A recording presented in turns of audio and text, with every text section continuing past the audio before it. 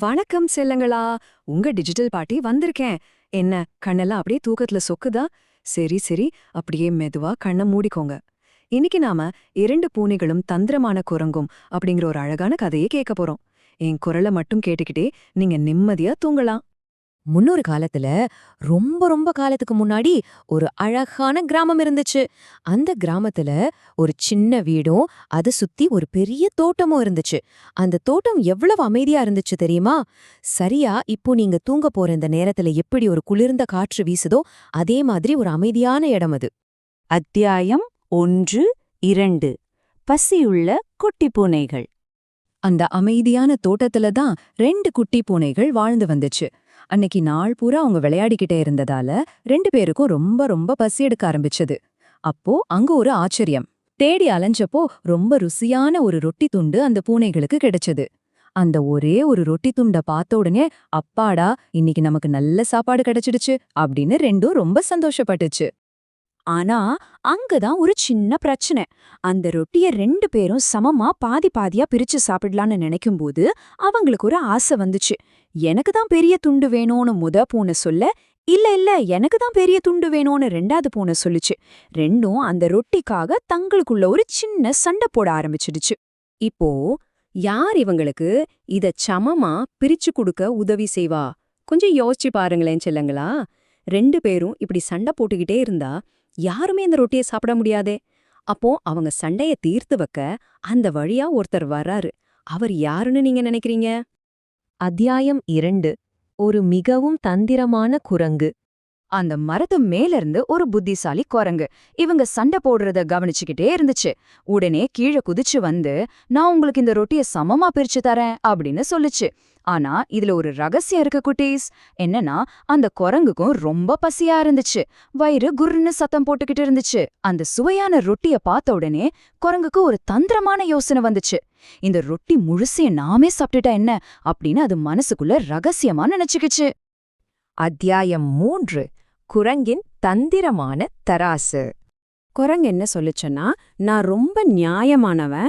ஒரு தராசு கொண்டு வந்து உங்க 2 பேருக்கும் ரொட்டியை அளந்து சமமா பிரிச்சு தர்றேன் அப்படின்னு சொல்லுச்சு. தராசு கொண்டு வந்து அந்த ரொட்டியை 2ஆ பிட்டு 2 தட்டுலயும் வச்சுது. ஆனா ஒரு தட்டுல கொஞ்சம் பெரிய துண்டு இருந்ததால இடது பக்கத்தட்டு கனமா இருந்து கீழே மெதுவா போகுது. வலது பக்கத்தட்டு லேசா இருந்து மேல மெதுவா வருது. எப்படி நீங்க மெதுவா மூச்சு விடுறீங்களோ அதே மாதிரி தராசும் மெதுவா மேலையும் கீழையும் அசையுது. உடனே குரங்கு என்ன பண்ணுச்சு தெரியுமா? அடடா, கீழே போன தட்டுல ரொட்டி அதிகமா இருக்கே, இருங்க அதை சமமாக்குறேன் அப்படின்னு சொல்லிட்டு கீழே போன தட்டுல இருந்த ரொட்டியில இருந்து ஒரு கடியை கடிச்சு முழுங்கிடுச்சு. இப்போ என்னாச்சு? இடது பக்கத்தட்டு லேசாகி மேல போகுது, வலது பக்கத்தட்டு கனமாகி மெதுவா கீழே போகுது. ஒரு ஊசல் மாதிரி அப்படியே மெதுவா வலதுபுறம் அப்புறம் இடதுபுறம்னு ஆடிக்கிட்டே இருக்கு.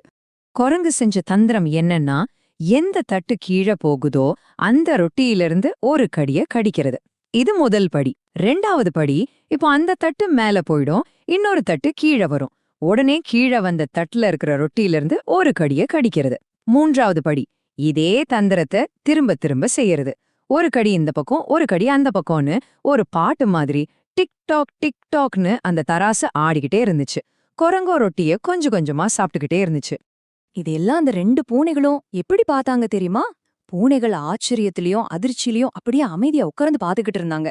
கண்கள் விரிஞ்சு தராசு மேல போறதையும் கீழே வர்றதையும் தங்களோட ரொட்டிய கொஞ்சம் கொஞ்சமா காணாம போறதையும் ஒண்ணுமே பேச முடியாம அமைதியா பார்த்துக்கிட்டே இருந்தாங்க. கடைசியா ரொட்டி முழுசும் தீர்ந்து போச்சு. தராசுல ஒண்ணுமே இல்ல. அப்போ அந்த குரங்கு என்ன சொல்லுச்சு தெரியுமா? நான் ரொட்டிய சமமாய் 2 பாகமா பிரிச்சுட்டேன். இந்த பாதி எனக்கு, அந்த பாதி உங்களுக்கு அப்படின்னு சொல்லிட்டு தன்னோட பசிய தீர்த்துக்கிட்டு சந்தோஷமா மரத்து மேல ஏறி போயிடுச்சு.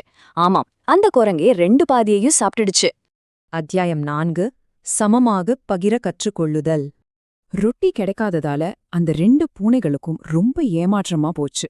ரொம்ப சோகமா தலைய கீழே தொங்க போட்டுக்கிட்டு பசியோடவே திரும்பவும் அவங்க வீட்டுக்கே நடந்து போனாங்க. ஆனா அந்த சோகத்திலயும் அவங்க சில முக்கியமான விஷயங்களை கத்துக்கிட்டாங்க. 1, சாப்பாட்டுக்காக ஒருபோதும் சண்டை போடக்கூடாது. 2, நமக்கு கிடைக்கிறத எப்பவும் நண்பர்கள் கூட சரிசமமா பகிர்ந்துக்கணும். 3, அந்த தந்திரமான குரங்க எப்பவும் ஞாபகம் வச்சுக்கணும். நாம சண்டை போட்டா 3ஆவதா வர்ற ஒருத்தல் அதை அவங்களுக்கு சாதகமா பயன்படுத்திக்கலாம் அப்படிங்கறத பூனைகள் நல்லா புரிஞ்சுக்கிட்டாங்க. இந்த படிப்பினைக்கு ரொம்ப நன்றி. அன்னையிலேந்து அந்த பூனைகள் எப்பவும் தங்களுக்கு கிடைக்கிற உணவை சண்டை போடாம சமமா பகிர்ந்து சாப்பிட்டாங்க. ஒவ்வொரு முறை அந்த குரங்க பாக்கும்போதும் அது சொல்லிக் கொடுத்த அந்த தந்திரமான பாடத்துக்காக மனசுக்குள்ள நன்றி சொல்லிக்கிட்டாங்க. இப்போ உங்ககிட்ட ஒரு கேள்வி. நாளைக்கு நீங்க உங்க நண்பர்களோட பகிர்ந்துப்பீங்களா? கண்டிப்பா நீங்க பகிர்ந்துக்கணும் செல்லுங்களா. உங்ககிட்ட இருக்கிற சின்ன சின்ன சந்தோஷங்கள, விளையாட்டு பொருட்கள உங்க நண்பர்கள் கூட நீங்க பகிர்ந்துக்கும் போது உங்க அன்பும் அதிகமா வளரும். நீங்க எல்லாரும் ரொம்ப நல்ல குழந்தைங்க. இப்போ எல்லாரும் அமைதியா நிம்மதியா தூங்குங்க. நாளைக்கு ஒரு புதிய நாள் உங்களுக்காக காத்துக்கிட்டு இருக்கு. சரி செல்லங்களா, கதை முடிஞ்சுது. இந்த தூங்கும் நேர கதை உங்களுக்கு பிடிச்சிருந்தா உங்க டிஜிட்டல் பாட்டிக்கு லைக், ஷேர் மற்றும் சப்ஸ்கிரைப் பண்ணுங்க. உங்க அன்பான டிஜிட்டல் பாட்டியின் இனிய இரவு வணக்கங்கள். நல்லா தூங்குங்க. நல்ல கனவுகள் வரட்டும். Good night.